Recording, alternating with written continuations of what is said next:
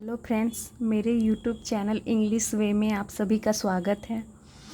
तो चलिए देखते हैं आज की स्टोरी, जिसका टाइटल है हंस माई हेजहॉग। इसे क्या पढ़ेंगे? हेजहॉग। यहाँ पे डी साइलेंट होता है, इसे पढ़ेंगे हेजहॉग। तो हेजहॉग का मतलब होता है एक छोटा सा जानवर होता है, कटीला, जो कि रात के टाइम ज़्यादा एक्टिव होता है। तो क्यों ऐसा टाइटल दिया गया है हंस माई हेजहॉग? चलिए जानते हैं इस स्टोरी के जरिए।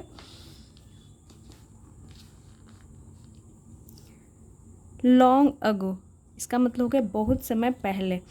अ farmer's wife gave birth to a boy. बहुत समय पहले एक फार्मर की पत्नी, अपॉस्ट्रोफी एस है, इसका मतलब हो गया किसान की पत्नी, gave birth to a boy, यानी कि एक लड़के को जन्म दी।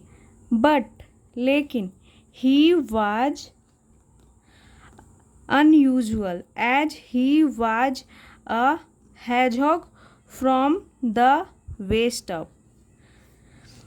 लेकिन ही वाज यानी कि वह था, अनयूजुअल यानी कि वह असामान्य था, एज क्योंकि, तो यहाँ पे एज का मतलब आ रहा है क्योंकि। ही वाज अ hedgehog, वह एक hedgehog था, यानी कि वह एक hedgehog था। फ्रॉम द वेस्ट अप, यानी कि वेस्ट का मतलब हो गया कि कमर से ऊपर। वेस्ट अप यानी कि कमर से ऊपर वो क्या था? एक hedgehog था, यानी कि कमर से ऊपर का उसका शरीर जो था एक hedgehog का था। यहाँ पर देख सकते हैं इस फोटो में, ये नीचे का इसका शरीर जो है एक आम इंसान की तरह है, ऊपर की ये एक जानवर की तरह है। तो वो जन्म से क्या था? असामान्य था। उसका कमर से ऊपर का हिस्सा जो था वो एक hedgehog के जैसा था। बट लेकिन इरेस्पेक्टिव ऑफ हिज लुक्स, इसका मतलब हो गया लेकिन। इरेस्पेक्टिव का मतलब हो गया, इरेस्पेक्टिव ऑफ का मतलब हो गया कि इसके बावजूद, हिज लुक्स यानी कि उसका जो लुक्स था, रंग रूप था, इसके बावजूद जो उसका रंग रूप था, उसके बावजूद the couple loved him. The couple यानी कि जोड़े ने लव्ड हिम, उससे प्यार किया, यानी कि उसके माता पिता की बात हो रही है, यानी जो उसके माता पिता थे लव्ड हिम, उससे प्यार करते थे। तो वो एक जो उसका जो शरीर था, आधा हिस्सा वो एक जानवर का था और एक इंसान का, इसके बावजूद उसके माता पिता उससे प्यार करते थे। एंड और नेम्ड हिम हंस माई हैजहॉग। एंड नेम्ड यानी कि उसका नाम रखा, हिम यानी उसका, हंस माई हेजहॉग, तो इसीलिए उसका नाम क्या रखा गया? हंस माई हेजहॉग, क्योंकि उसका जो आधा शरीर था ऊपर का एक जानवर का था और एक नीचे का जो शरीर था वो एक आम इंसान की तरह था, तो इसीलिए उसका नाम क्या रखा गया? हंस माई हेजहॉग। मेनी ईयर्स लेटर, इसका मतलब हो गया बहुत साल बाद, बहुत सालों बाद। हंस हैड ग्रोन अप, यानी जो हंस था हैड ग्रोन अप यानी कि वो बड़ा हुआ। तो यहाँ पे ये जो सेंटेंस है हंस हैड ग्रोन अप, ये पास्ट परफेक्ट की सेंटेंस हो गई, जिसमें हम हैड के साथ वर्ब की थर्ड फॉर्म का यूज करते हैं। तो यहाँ पे ग्रो की थर्ड फॉर्म का यूज किया गया है। ग्रो की सेकेंड फॉर्म होती है ग्रो और थर्ड फॉर्म ग्रोन। तो वो एक कई सालों के बाद वो बड़ा हुआ। एंड और left home to seek his fortune. And left home यानी कि उसने घर छोड़ दिया। लिव की सेकेंड फॉर्म लेफ्ट हो गई, उसने घर छोड़ दिया। टू सीक यानी कि ढूंढने के लिए, हिज फॉर्चून अपना भाग्य ढूंढने के लिए वो घर से निकल जाता है, चला जाता है। और टू यहाँ पे इन्फिनिटिव मार्कर हो गया, क्योंकि इसके साथ वर्ब की बेस फॉर्म है, तो ये हमारा प्रीपोजिशन नहीं है, ये इन्फिनिटिव हो गया। देन तब ही मेट, वह मिला, मीट की सेकेंड फॉर्म मेट हो गई, वह मिला अ किंग, एक राजा से वो मिला। Who had lost his way, who यानी कि जो, हैड लॉस्ट हिज वे यानी कि जिसने, जो अपना, हिज वे यानी कि अपना रास्ता खो चुका था। लॉस्ट यानी कि खो चुका था। तो वो एक राजा से मिला, हेजहॉग जिसका नाम था हंस हेजहॉग, वो अब एक राजा से मिला जो हैड लॉस्ट हिज वे, अपना रास्ता खो चुका था। और हु यहाँ रिलेटिव प्रोनाउन हो गया, और यहाँ किंग के बारे में हु रिलेटिव प्रोनाउन लगाकर एक्स्ट्रा इन्फॉर्मेशन दे रहा है कि वही राजा जिसने अपना रास्ता खो चुका था। हंस प्रॉमिस्ड टू शो, हंस ने वादा किया, प्रॉमिस करना यानी वादा करना, तो उसने वादा किया सेकेंड फॉर्म के रूप में यूज किया गया है। टू शो यानी कि दिखाने के लिए, हिम यानी उसे, यानी राजा के लिए यहाँ प्रोनाउन यूज किया गया है हिम, यानी उसे दिखाने के लिए। द वे यानी कि रास्ता दिखाने के लिए उसने वादा किया। ऑन द कंडीशन यानी कि ऑन द कंडीशन पे का मतलब होगा कि इस शर्त पर, डैट कि the king would give Hans the first thing he met when he reached his palace, यानी कि वो एक शर्त पे क्या हुआ, कंडीशन यानी कि शर्त पे वो राजी हुआ। डैट की, अब क्या वो शर्त था, चलिए आगे देखते हैं।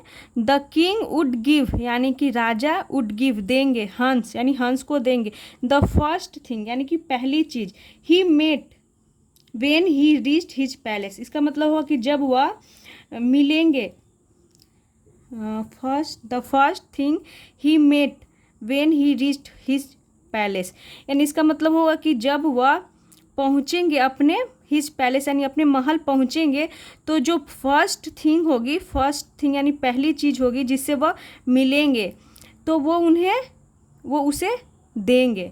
तो इस शर्त पे वो रास्ता दिखाने के लिए राजी होता है कि जब वो महल पहुँचेंगे तो जो पहला चीज़ जिससे वो मिलेंगे वो उसे देंगे।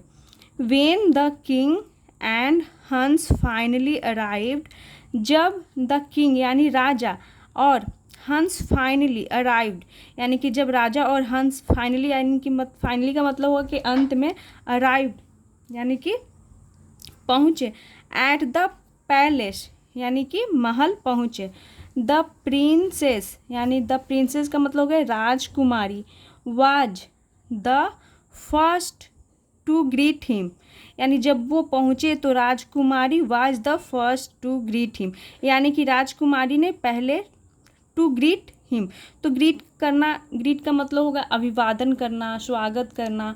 तो जब वो पहुँचे राजा और हंस जब वहाँ पहुँचते महल में, तो सबसे पहले राजकुमारी ने उनका स्वागत किया, टू ग्रीट हिम यानी कि उनका स्वागत किया। बट लेकिन the king was not willing to give up his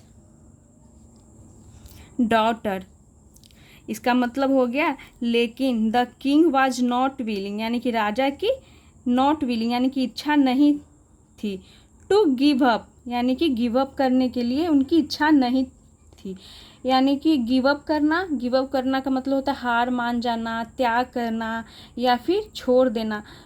तो यहाँ पे गिव अप का मतलब हो गया कि उनकी इच्छा नहीं थी टू गिव अप यानी छोड़ने की, हिज डॉटर अपनी बेटी को।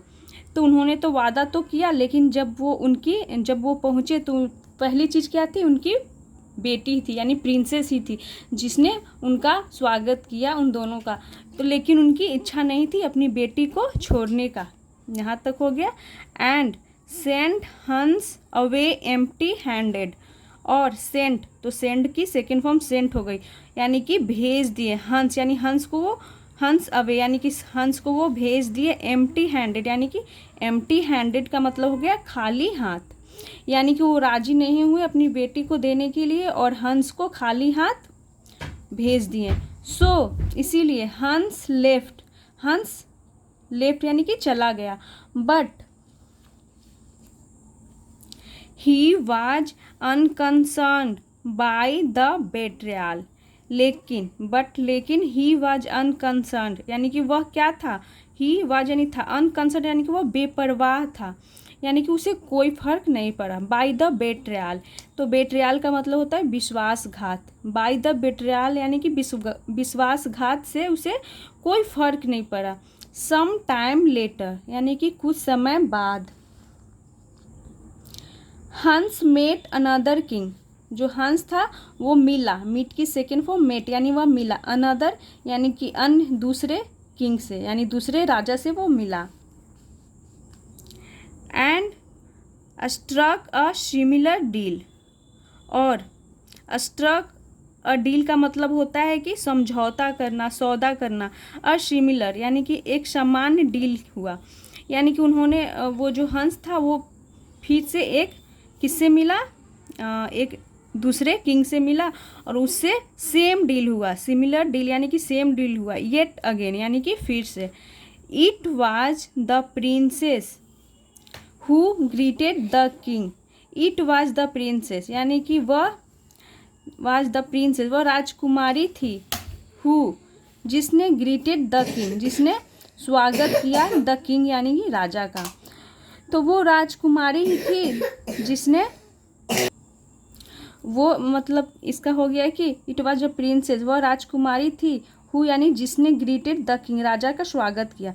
तो इस बार फिर से जो राजा उसे किंग जो मिलता है हंस को, तो उसके साथ भी सेम डील होता है कि जो पहली चीज़ उसे मिलेगा पैलेस पहुंचने के पास वो उसे देंगे।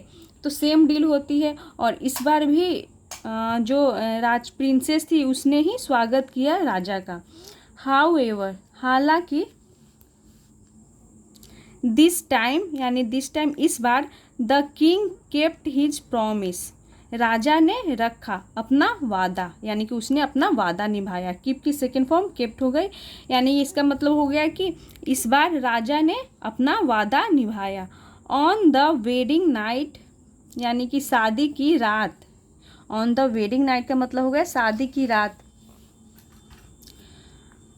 हंस आस्क्ड हिज वाइफ, हंस ने asked his wife for some fire. इसका मतलब हो गया कि हंस आस्क्ड फॉर, तो उसने आस्क्ड फॉर का मतलब होता हो गया कि मांगा। हिज वाइफ अपनी पत्नी से, यानी हंस ने मांगा अपनी पत्नी से सम फायर यानी कुछ आग मांगा।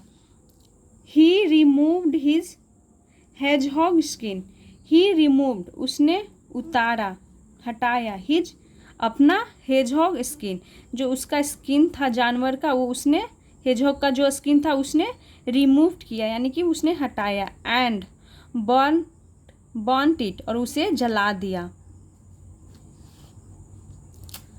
आफ्टर हैविंग अ बाथ, तो आफ्टर हैविंग अ बाथ इसका मतलब हो गया कि नहाने के बाद। तो आफ्टर प्रीपोजिशन हो गया और यहाँ पे हैव नहाने के लिए वर्ब का यूज किया गया हैव का, और यहाँ पे ये जेरंड के रूप में है क्योंकि आफ्टर प्रीपोजिशन है और प्रीपोजिशन के बाद वर्ब में आईएनजी जेरंड को दिखाता है।